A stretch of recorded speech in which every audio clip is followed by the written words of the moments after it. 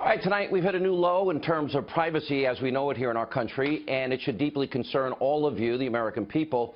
Now, just a short time ago, one of the Trump-hating hosts over at NBC News, who is really one of the leaders of the alt-left propaganda, destroy Trump at all costs media, well, she got her hands on President Trump's 2 pages of his 2005 tax return. Now, in many ways, this should be troublesome to everybody, but also there are many, many legal questions that we'll get into tonight. For example, according to 26 U.S. Code 7213, quote, "It shall be unlawful for any officer or employee of the United States or any person described in Section 6103 and or any officer or employee of any such person or any former officer or employee willfully to disclose to any person except as authorized in this title any return or return information." By the way, that's a felony. They say they found it in a mailbox, and it could be related to the Russians. Now, that could result in a $5,000 fine, 5 years in prison. Now, tonight, ahead of this criminal release, well, the White House revealed, well, in 2005, Donald Trump paid $38 million in taxes on $150 million in income, which, by the way, legal deductions, I'm sure. That's not a scandal. But here is what the scandal is tonight.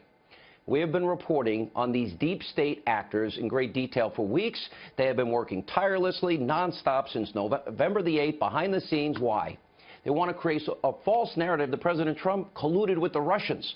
Now, of course, reports have now been debunked. That is a fake news story. We've also told you about how just weeks before he left office, President Obama altered Executive Order 12333, which allows widespread sharing of raw data collected by American intelligence agencies, and that added 16 additional government agencies. 16 additional. And their employees now gained access to top secret intelligence they never had access to before. He did this 2 weeks before he left office.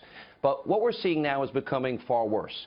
Now it's a clear and present danger that has emerged, and it's threatening our democracy and the will of the people, because we have people in our government today who are committing felonies now on a weekly basis.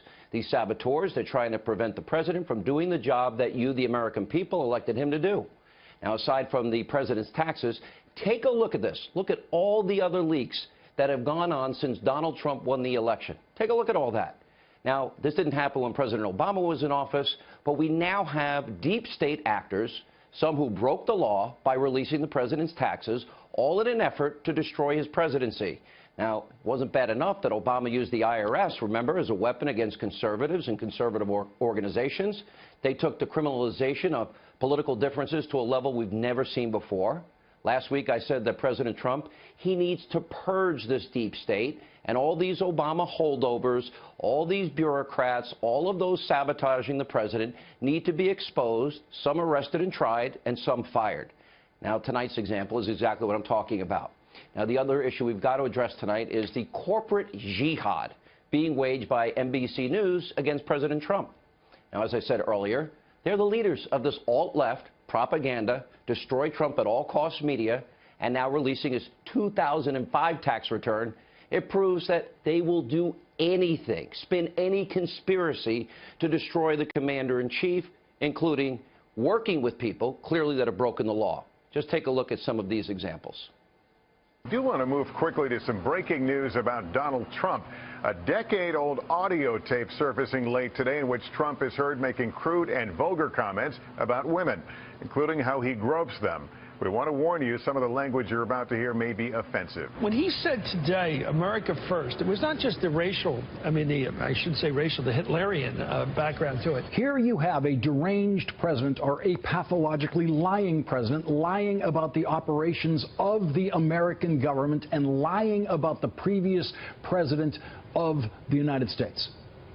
That's enough to invoke the 25th Amendment, but Mike Pence and the cabinet are not there yet. That tweet is also enough to impeach the President of the United States. I urge people to read and really make decisions about exactly what they're seeing. I understand why so many people voted for him. I understand where you were coming from. I understand why you liked him. But this man is lying to you. All the conspiracies, it's a concerted effort by a so-called news organization. Why? Perhaps to take down the president, Steve Bannon, I argue, was right. The alt-left propaganda media is the opposition party in America today. They're not news anymore.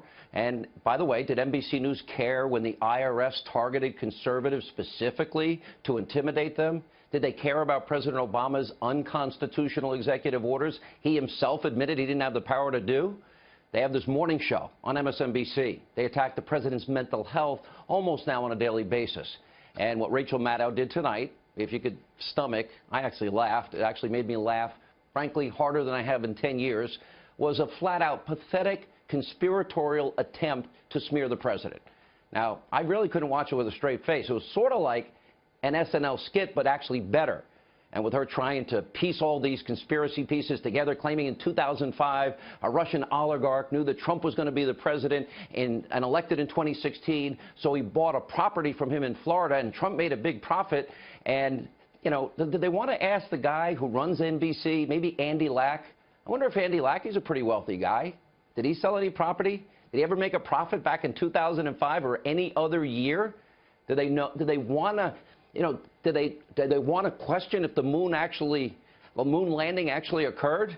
This is the twilight zone. Let me get this straight. Russia knew in 2005 that Trump would be president in 2016, but if you watch the tape on election night, even up to the last minute, NBC News didn't think it was possible that Donald Trump would become president. This is the twilight zone. So tonight, let's set the record straight. NBC is not news. It is deep state Obama propaganda television.